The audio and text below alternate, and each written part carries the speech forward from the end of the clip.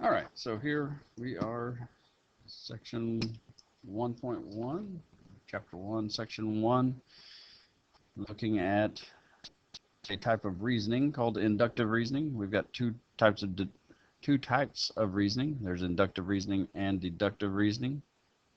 We'll look at deductive reasoning later on, but today we're focusing on inductive reasoning, which is a process that includes looking for patterns and making conjectures. Of course, to understand that, we also have to know what a conjecture is. It's an unproven statement that is based on observations. So it's some kind of a statement that you can make based on an observation that you've seen.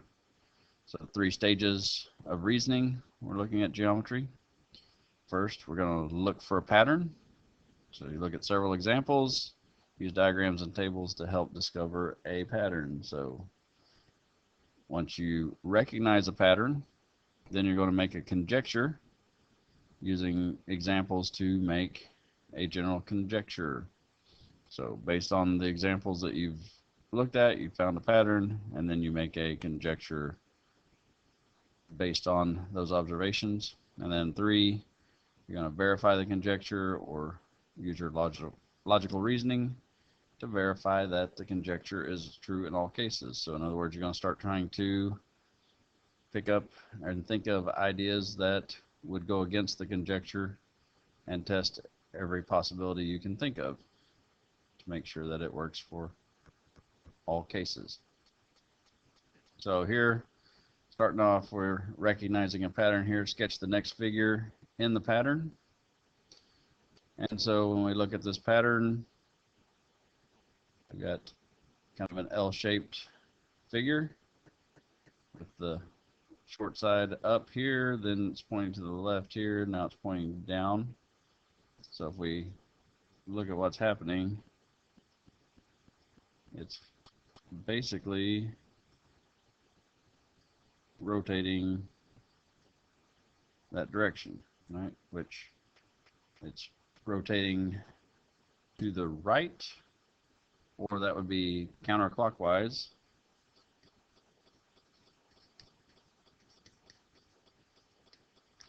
And it's traveling 90 degrees counterclockwise.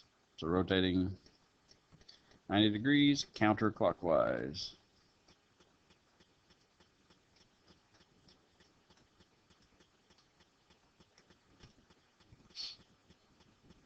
And so if I want to sketch the next figure in the pattern, this side's going to rotate down. So the next figure should look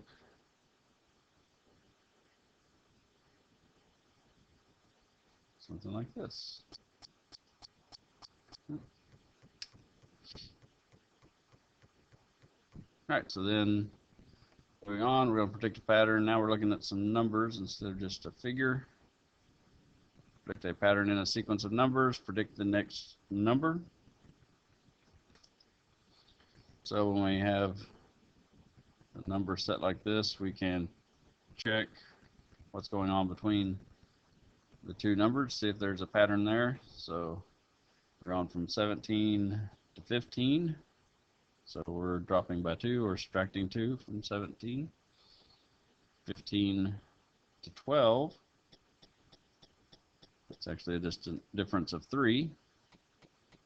And 12 to 8. We're subtracting 4 to get down there. So if we're following that pattern, subtract 2, subtract 3, subtract 4. So we would assume that the next one we're going to subtract 5, which would give us 3 for the next number in the sequence. And so what are we doing? How are we getting from one term to the next term? The pattern is that we are subtracting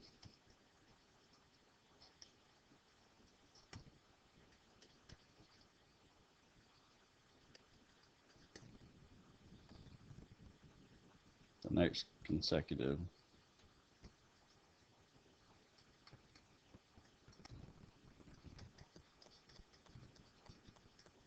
integer.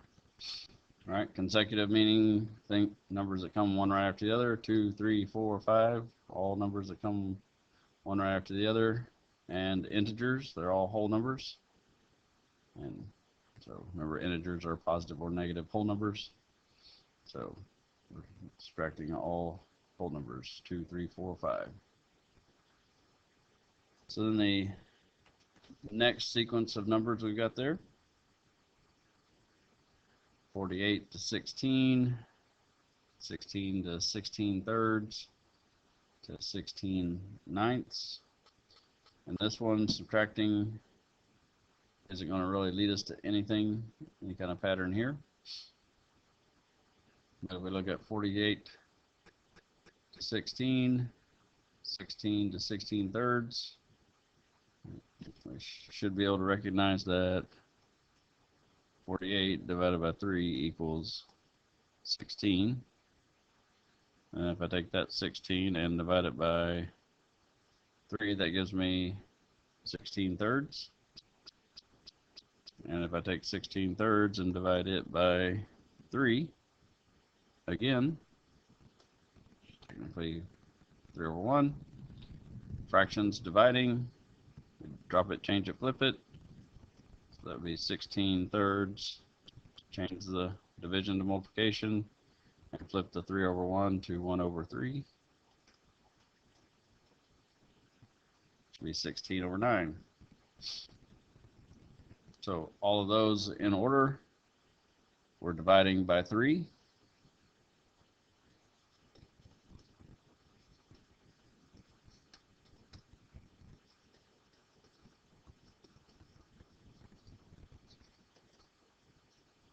Dividing each term by 3. So if I divide 16 ninths by 3,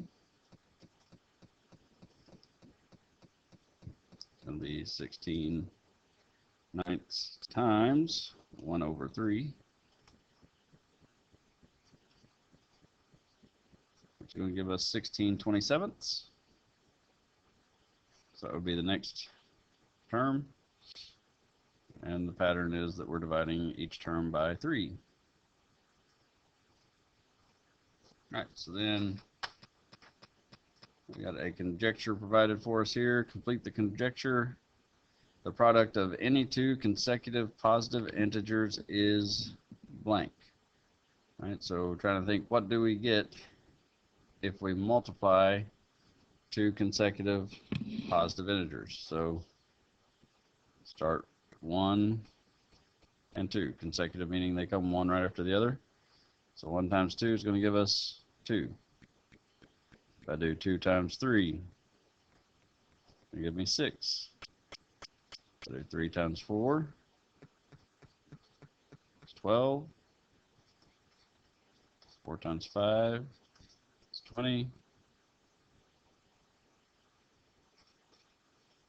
5 times 6, it's 30. So forth and so on. But so if we were to keep that up, or if we look at what we get right here, multiplying consecutive positive integers, I've got 2, 6, 12, 20, 30. So each one of these answers is going to be a positive even integer.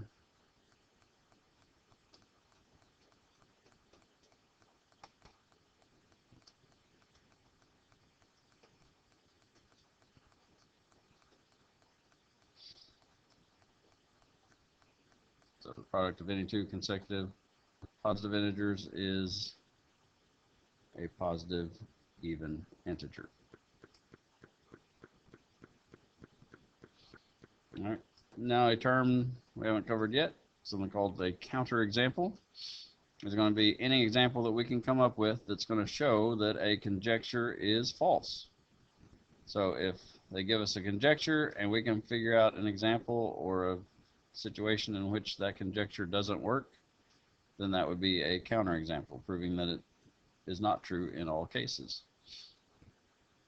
So it says show the conjecture is false by finding a counterexample. The difference of two positive numbers is always positive. So The difference of two positive numbers is always positive. So if I do 4 minus 3, of course that gives me a positive number. But how do we end up with a situation where we have a difference of two positive numbers that's not always positive? Well, that's if our number that we are subtracting is a larger number than what we're subtracting from.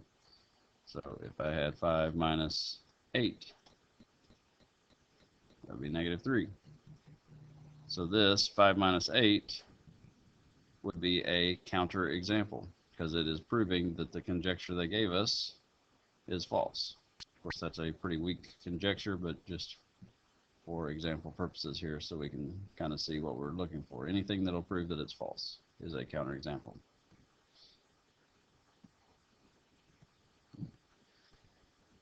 And then there are such things as conjectures that we don't know whether they're true or false. And if we don't know if it's a true conjecture or a false conjecture, we just call it unproven or undecided. Okay, so just basically meaning we don't know whether it works in every case or not. And that's generally because it's a conjecture that is over such a vast amount of information that we haven't been able to cover all the possibilities. And one such conjecture of that type is Goldbach's conjecture, which here are some examples of some terms that fit in Goldbach's conjecture.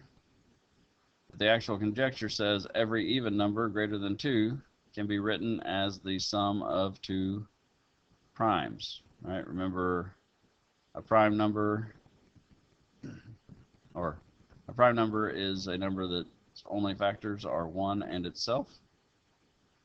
So this conjecture says if I have an even number that's greater than 2, so 4, 6, 8, 10, all the way up, I can always come up with two prime numbers that will add together to equal that even number.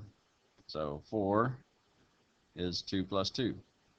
Right? So 2 and 2 are both prime numbers. A lot of people would think 3 and 1, but 1 does not count as a prime number because it would divide by itself and itself only. All right, so 4 is 2 plus 2, 6, we can do 3 plus 3, 8, 3 plus 5, 10, 3 plus 7, 12, 7 plus 5, 14, 2 7s added together, 16, 11 and 5 added together, 18, 7 and 11. Right? So all of these cases seem to work, and actually there have been people that have studied this and worked on this, and it's been confirmed up to 4 times 10 to the 14th power. And it's actually been a little while since I've looked into it, so this could actually be proven a little further than this. But 4 to the times 10 to the 14th means 4 with 1, 2, 3, 4, 5, 6, 7, 8, 9, 10, 11, 12, 13, 14 zeros after it. So I'm talking about 100,000s, 100 millions, 100 billions, 400 trillion. So somebody has searched to find two prime numbers that will add together to equal every even number up to 4 trillion. So they've checked basically 2 trillion numbers, or 200 trillion numbers, I mean.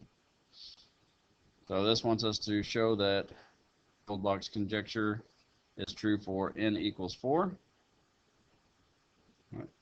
Trying to come up with two prime numbers that would add up to equal 44. So got a few possibilities. We could actually do 41 plus 3, which is 44. 13 plus 31 would be 44. And 37 plus 7 would also equal 44. And all three are examples of two prime numbers adding together to equal that even number, 44. Right, so last example here, an observer notices that during the evening commute, buses arrive at a particular bus stop at the same times each day. Use inductive reasoning and the information below to make a conjecture about how often a bus comes to this stop during rush hour. All right, so if I look here, 5:15 to 5:38, that's going to be 23 minutes. 5:38 to 6:01 is 23 minutes. And 6:01 to 6:24 is also 23 minutes. So based on the information we have here, the examples we have in front of us, we can make a conjecture about the buses coming every 23 minutes.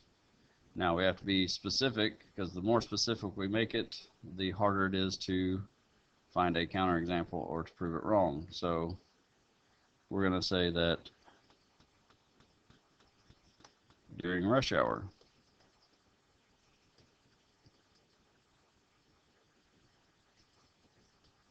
the bus stops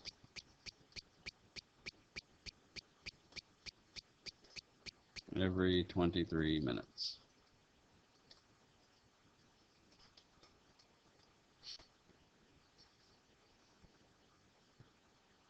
All right, so now this may only work during rush hour, right? So rush hour is a busy time of the day. It's possible that the bus might get there sooner than 23 minutes other times of the day. But for rush hour, based on the information we have, this is a solid conjecture. Now, of course, that can be proven wrong at any point if the bus breaks down or there's a wreck on the road and it gets held up. But based on the information we have, that's the most specific conjecture we can make. And that completes section 1.1.